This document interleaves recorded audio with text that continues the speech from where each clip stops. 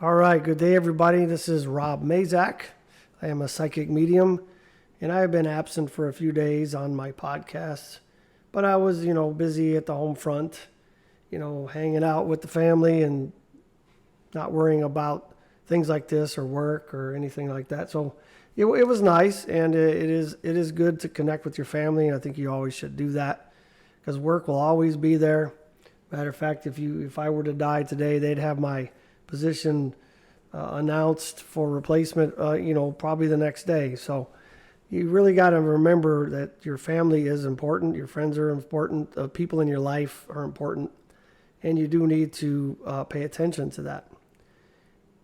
Anyway, what I wanted to do today is take a word, and like all my other podcasts, I am going to just kind of throw out this idea. And I'm not exactly sure where this one is going to take us, but for some reason this word came up when I was watching some motivational videos, which I do quite often. I think it's important to fill your mind with important things, and there's just so much out there that is not very good for us to have bombarding our subconscious and programming us and taking us places where we don't really want to go or don't even realize we're going. Sorry, my throat is a little bit rough too for some reason. Going back between San Antonio and Austin, sometimes the allergens don't agree with me. So what I wanted to do is talk about worry. W-O-R-R-Y. So I'm going to read a few definitions. I don't normally read a lot of things, but I wanted to read some of these because I had no idea that there were so many definitions for the word worry. First of all, worry is a verb. And if you know anything about the English language, a verb is an action word, which means it's something that happens either to you or for you or by you. So there's activity involved in worry. And it's usually between your two ears, but a lot of times it can also incorporate your physical body as well, because if you push your worry to such great lengths, it causes a lot of anxiety. Anxiety creates a lot of involuntary movements. So I wanted to read a few of these definitions, and I was really surprised at a couple of them. The first one, I think, is not too far off of what most of us would understand. Is to afflict with mental distress or agitation or make anxious. Now, this one got me, though. I wasn't really expecting this. To harass by tearing, biting, or snapping, especially at the throat. To shake or pull at with the teeth. The example they use here is a terrier worrying a rat. So imagine that a dog is got a rat by its throat and it's throwing it around trying to kill it or do whatever it's going to do. Some of the other definitions are interesting as well. They're also kind of propose activity as well. To touch or disturb something repeatedly, that kind of goes back to anxiety, which we could circle around back to that again. To change the position of or adjust by repeated pushing or hauling. Let's see. So some of the other ones that make more sense for us. To feel or experience concern or anxiety, or to fret over something, to worry about your health or something like that. To move, proceed, or progress by unceasing or difficult effort, to struggle. The one that we're probably going to focus on more than anything, I think, tonight is mental distress or agitation resulting from concern, usually for something impending or anticipated. In other words, worry is generally something that comes upon people for an activity or something that's coming up that they know about, and sometimes they're just worried about things that might happen. But let's talk about things you know are coming up. For example, I had a job interview today, and a lot of people, I think I got this question 5 or 10 times. I don't know, it was a lot today on my way to do this interview. They're like, aren't you worried about it? Are you anxious? I'm like, not really. some of that is because a lot of the people that were interviewing me are people I already work with. Maybe that has something to do with it. The other thing is I have a job. So when you're looking for a job, when you have a job, it's not as much stress. Now, if I was out of work and my bills were behind and the wife was on my butt about getting work or whatever, then that might bring in some worry or some anxiety because, wanting a job is different than needing a job, for example. But a lot of people do create this activity in their mind, which most of us call anxiety or being anxious about things that are coming up that haven't even happened yet. Let's say that you are afraid of flying. You already know that because maybe you've been on a plane before and you're scared to death of it. Imagine though that you had that fear. Well, fear definitely will cause a lot of anxiety and worry. But let's just say you already know that airplanes bother you and you have to fly somewhere. Let's say you schedule a flight for 7 days from now. Imagine that those 7 days prior to your flight, how much your anxiety and your worry is going to build up about getting on that plane because you already have had a bad experience perhaps. You know that you're scared to death of planes, knowing that you're going to get on this plane, yet you've basically ruined an entire week by worrying, becoming anxious, and allowing anxiety to take you over, and you haven't even stepped on the plane yet. Now, I know it's easier said than done to say, well, why don't you just wait till you get on the plane, or when you're about to get on it, or getting close to it. But, anxiety is this interesting thing that is wrapped around a lot of different things like PTSD and a lot of different mental processes or abnormal mental processes, I guess you'd say. And it's something that most people would describe as this monster that just shows up, wraps its hands around your brain and just kind of causes all this tumultuous activity that you can't control.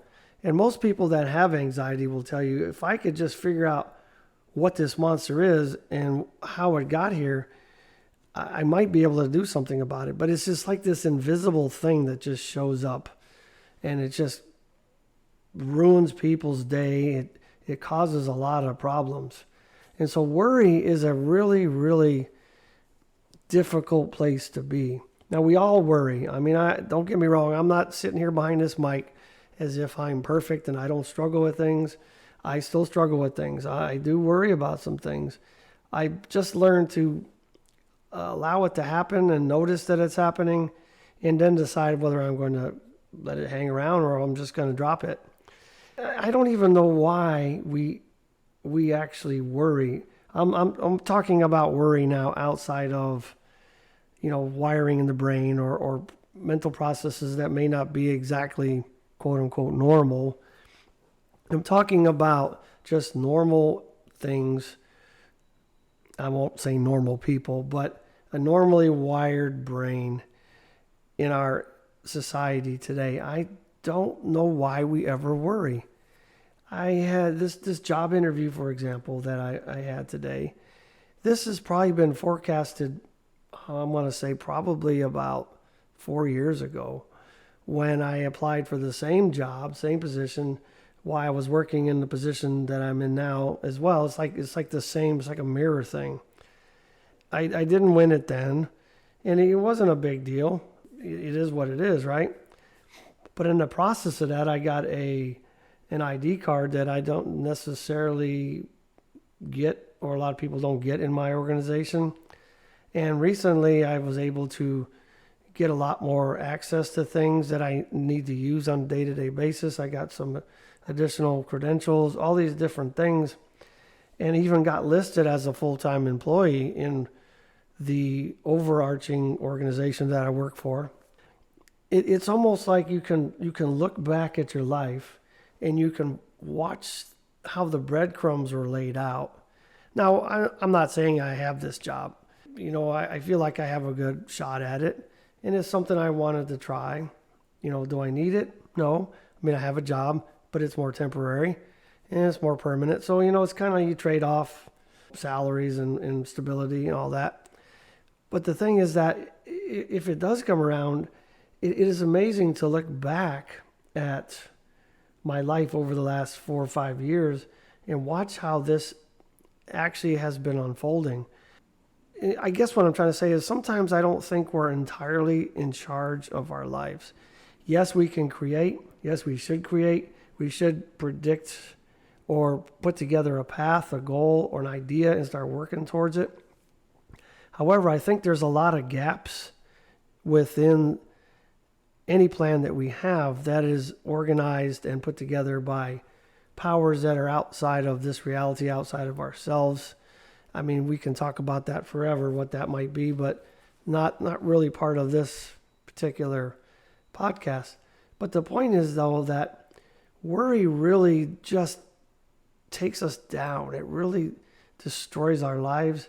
And if you worry for any length of time, then you may actually develop actual anxiety or the condition of anxiety that just kind of shows up, and it is very crippling. I've only actually had it happen to me one time that I can recall. Well, okay, no, I gotta take that back twice. One that was just happenstance, and I think I was given that experience to understand what my loved ones go through, because I don't really understand it, to be honest. I mean, people describe it to me. I have worked with a lot of people with anxiety, but not having been there, done that, got the t-shirt, I don't really, it's hard to say that I can tell people I know how they feel, because I don't. I actually did also during a hypnosis ask that I could have an anxiety experience while I was in the hypnotic state. I guess I wasn't all the way down in the theta level. I was still somewhat aware, and oh my gosh, the experience was not fun. When I'm talking about real anxiety, it is not fun. And I think worry and anxiety go together. I mean, obviously we listened to I read off the definitions, and anxiety is a very big part of worry. And we talked about the fact that worry is a verb, right? It's interesting because in the dictionary, there's actually definitions that are in the verb category, and there's definitions that are in a noun category, which seems a little weird. And to be honest, the whole idea of anxiety is something that's in the noun category. So a noun then is really a person, place, or thing. And so it's almost like they're identifying in these definitions that anxiety and worry is a thing. And it's not so much that it's some elusive idea. But let's just face it, worry, anxiety, and all the things that go with that, all the physical reactions that go with that, and the debilitating states that it puts you in, is very much a real thing, or feels like a real thing. And it is a very active, I guess, circumstance or event. Because when you see somebody that has really bad anxiety, I mean, they can't stop shaking their leg. They can't stop moving. They can't stop shaking just about it. Well, a large part of their body, for example. And when it happens, it is interesting that happens. So I'm going to circle back on that for a second. So when somebody has a really large amount of anxiety or an anxiety attack and they start shaking, it is very akin to, let's look at getting cold, for example. The body warms itself by about 85% of the heat comes from muscle movements. So when you exercise, you sweat more, you heat up more, all that. And so when your body gets to a point where it's so cold and you're not moving, or you can't move, or you just can't get warm, you start shivering. That is your body's survival mechanism to get you shaking, to try to create some heat by muscle contractions. And I believe it's the same thing with anxiety in this analogy, right? When you start having, and anxiety attack, it's almost like you're having an electrical brain storm. Electrical storm in your brain and your mind. Everything's just firing, and you can't seem to control your thoughts. You can't seem to control what's going on in your body. One of the ways that your mind can reset is through rhythm, through rhythmic activities. That's why a lot of people use drums and stuff during meditation, because it really calms the mind and gives the mind a chance to level out and not spike so much. And so the same thing happens with anxiety, is that when somebody's really anxious, they'll start shaking their leg or they'll start shaking whatever. And a lot of times they don't even know they're doing it. It's just an automatic response. Let's circle back, though, to why do we actually worry? What is it that we're so worried about? Or let me rephrase that. Why are we worried about things that may or may not happen in the future? And the future is not even here. Because actually when we get to the future, it's not the future, it's today. So there really, to me, there is no future. There's not any past either, but that's a different story. But I think a lot of this gets wrapped up in the conditioning and the programming we've had throughout our lives. You know, the way we were raised, experiences that we've had, maybe traumas, things like that. Just like PTSD, I think anxiety is part of that process. So I know it is. But I think if it's just anxiety alone, it is a very circular trickle activity in the mind. Don't quote me on that. This is just kind of how I'm talking it out. That something that triggers because of something familiar, just like PTSD, that feels dangerous. Your mind does not know the difference between what is happening in your mind and what you're seeing through or feeling or experiencing through your five senses. So if you are imagining something horrible happening or about to happen, or you're worrying about it, your mind goes into that survival mode because it thinks that it's actually happening, even though it's not. And so you see how that creative process works in reverse and causes a lot of negative things. When we have these kind of events, it's not something you can just stop. I get it. Somebody that has true anxiety, it is very difficult to actually just turn it off and shut it off. That invisible monster is just hard to control because you can't even see it. But once you are not in that state, there should be some ideas or some ways that you can begin to maybe reimagine the future or a future event that is way different than the experience you just had. Because once again, if your subconscious mind knows no difference between what you are making up in your mind, playing a movie in your mind, or experiencing or talking, then why not use it to your advantage? Why should we even worry about the future? Because it's not even promised to us.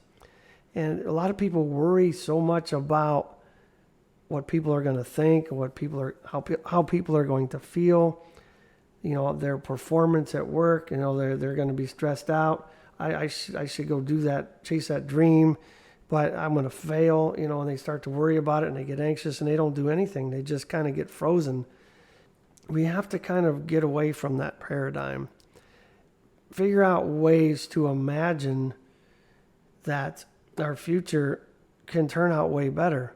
Even though the future is not guaranteed, if it does come, if we do have tomorrow, if we do have next week, we do have 10 years from now, it would be a lot better for us to play in our mind something that is more wholesome and productive and a little more aligned in what we would want to get out of life. We don't know if this is our only life or if there's many lives. I mean, there's a lot of thoughts and ideas. We're not going to talk about that tonight. But if this is all we get, then why aren't we out there chasing down what we want in our dreams and quit worrying? I'm not telling you what to do. We should stop worrying about what people think and how people react or how they're going to think about us, how they're going to feel about us. Because it really doesn't matter. Because they are running their own race. If somebody is in your life and they are pissing on your fire and not throwing logs in there to build your fire, then they probably don't need to be in your life. I'm not telling you to get rid of everybody in your life. Don't get me wrong. But I mean, you got to take assessment of or stock and assess your surroundings, the people you normally hang out with, the things that you do, the things that you watch, the music you listen to. All these things really play into your future or your idea of the future that you want to come into fruition. Worry is only going to cause you to sit on your butt, sit on the couch, maybe click on and binge watch a bunch of Netflix movies or watch football for the whole weekend instead of actually doing something because you're so worried about stepping out and making a fool of yourself or falling on your face. Come on, guys.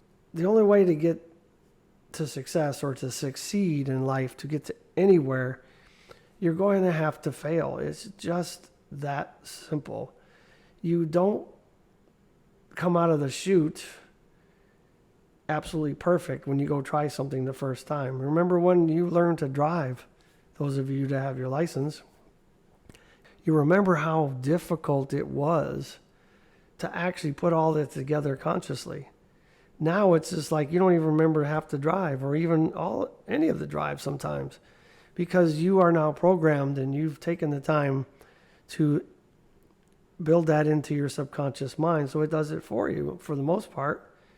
But my point is that if all we do is worry and all we do is think about what people are going to think, how they're going to feel, and look at ourselves failing without even stepping into that action, then why are we here?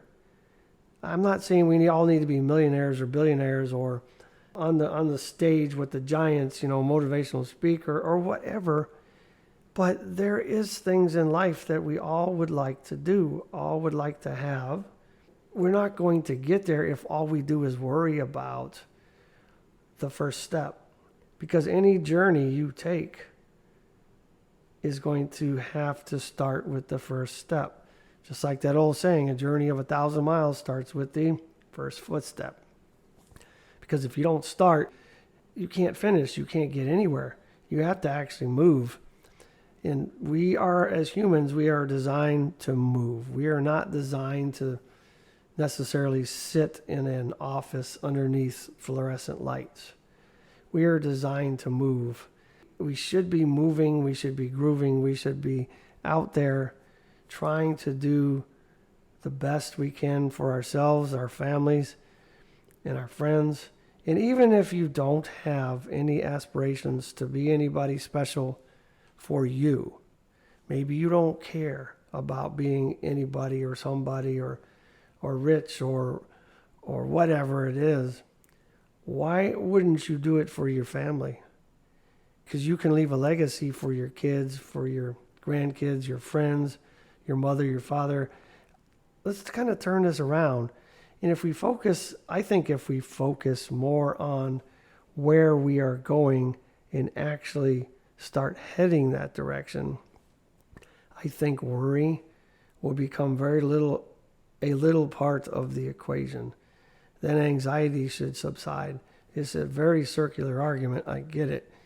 But if we can take the time to control our mind when we're not in the middle of a storm, I'm not saying that that's the time to do it, probably the wrong time.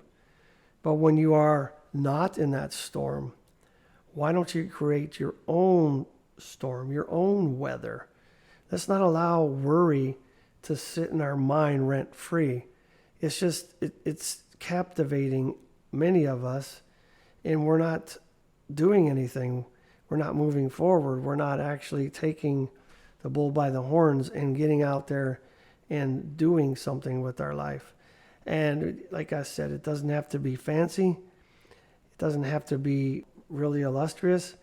Everybody has some idea, some dream, something that they would really like to come to fruition, to come into their life. Maybe it's a new relationship. Maybe it's a dependable car. Maybe it's to have kids. Maybe it's to have the right job. There's a lot of things that you can bring into your life if you just start working on that on purpose. I told you I wasn't sure where this conversation was going to go. I'm a little bit all over the place, but I want you to understand, though, that we have more control of ourselves than anything else in this world, because this world is happening all around us. Life is happening to us. Things are happening to us we can't control. Wars are happening. All kinds of things if you just pay attention to the news, which is not necessarily a good idea either. But if you do, you'll notice that there's just a tremendous amount of things happening out there. We can't get ourselves so wrapped around those things that we lose sight of us and realize that we are here against such tremendous odds that it's almost incomprehensible. That's a big word. And we are here, yet we are here. So let's do something with it. Let's tackle worry a little bit better, and not tackle it as if you're chasing down a thug that just mugged somebody, because it's that invisible monster. I get it. But let's tackle it by creating our own monster of wellness and goodness and future events and ideas. And none of us want to go to our graves with all the good stuff still in us. The graveyard is the richest place on the planet because that's where all the dreams go to die. Why do we need to take those dreams to our grave? Let's not do that. A lot of us have books in us that we can write. A lot of us have businesses. A lot of us have just this tremendous gifts that we haven't even figured out that we had. Or even if we have, we're not nourishing them. We're not increasing them. We're not using them. Remember, we are all drops in the sea as human beings. Without all of us individual drops, there would be no humanity. There would be no civilization. There would be no universe, no cosmos, none of that. We're all an important aspect. But the thing is, the better we do for ourselves, the better we do for the whole of the cosmos, of this earth. We can't get wrapped around the fact that it's selfish to become rich or to have things or to be somebody important. That's not true. We all can benefit from people that are aspiring to become a wonderful person, a better product of ourselves than we were yesterday or last week or 10 years ago. And we also got to look back at our life and look back to determine, are we still living the same way, doing the same things that we were doing 10 years ago? And if so, if nothing's changed, then guess what? We have to change something. Let's change something. And I think the biggest change we need to do is decide to do something and just go do it. It may not be the exact right thing in your life. Got it. But do something.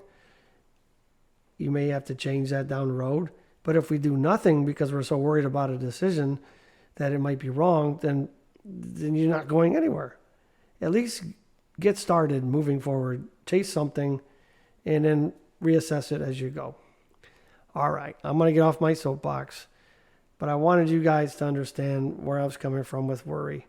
It is an aspect of humanity. It happens to me. It happens to everybody. But recognize it for what it is. Recognize that you can do something to create a different aspect of you that can become much bigger than worry, and just kind of starve that worry monster right out of your mind and not allow it to live rent-free. Just as usual, I would love to hear from you guys. If you'll go to my website, lifebymazak.com, lifebymazak.com. Contact page is there. You can figure it out all by yourself. Reach out to me. I'd love to talk to you about these things. I learn from you. You learn from me. We all learn.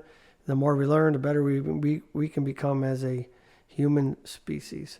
You will hear from me again, most assuredly. I look forward to hearing from you. Stay strong and live your life.